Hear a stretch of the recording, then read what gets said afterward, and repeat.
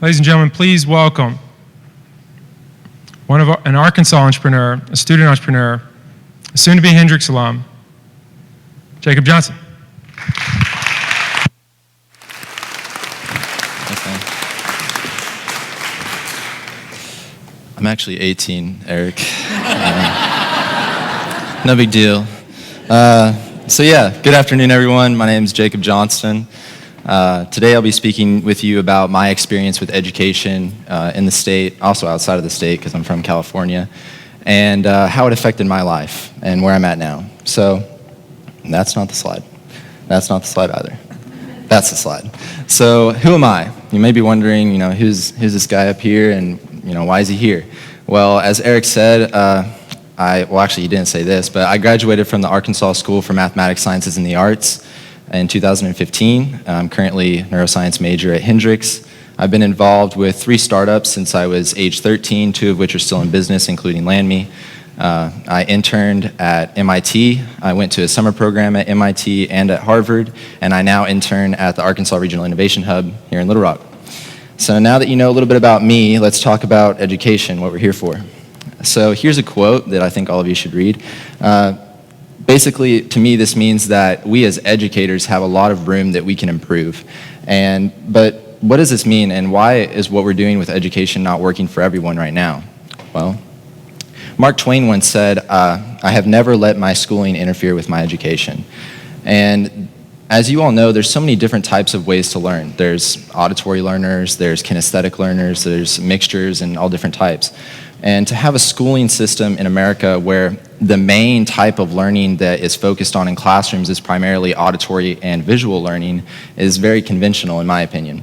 And the same a common misconception is with this quote is that schooling and education are the same thing, when indeed they're really not. Education is the culmination of facts, ideas, and experiences that we've all had over a lifetime. And although schooling is an integral part of education, it's very orthodox right now, and it doesn't give students a way to really interact with the real world. And we see more of this coming to light with apprenticeship-based learning, like what Noble Impact's doing. But I think that to be very efficient as an overall global whole, we need to be doing this inside the classroom right now.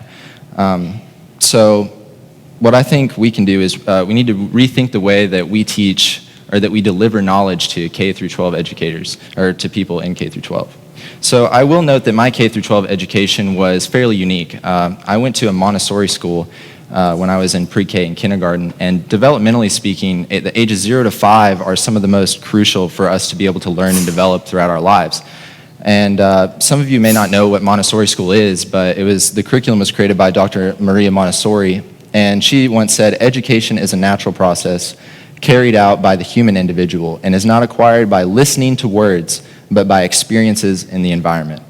And when I went to Montessori school, they focused on children's freedom, the freedom of movement around the classroom. Sorry, that's a tongue twister. And also the main thing that Montessori curriculum focuses on is a discovery model where students learn basic concepts by working with materials instead of being given direct instruction.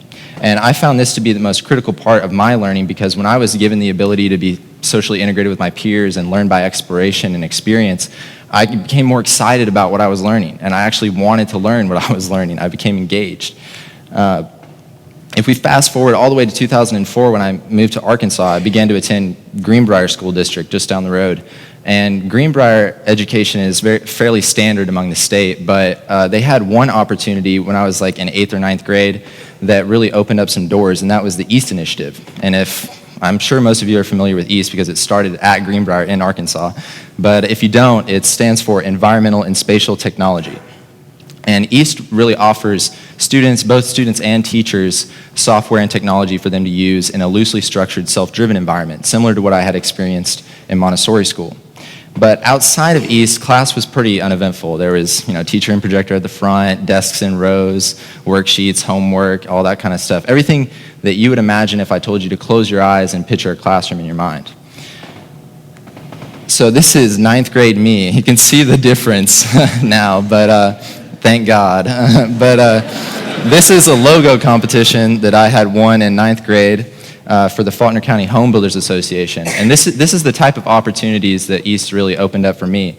And to me, like, I keep East really close to my heart because it was really a gateway for me. And it's what I believe can be a gateway for a lot of students in this state.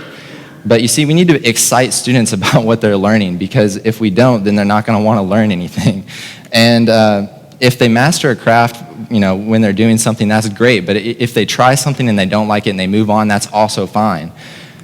And after I went through East my 9th and 10th grade year, I got super involved in everything. When I went to ASMSA, you see the picture in the middle on the top, that's in this room at High School Startup Weekend.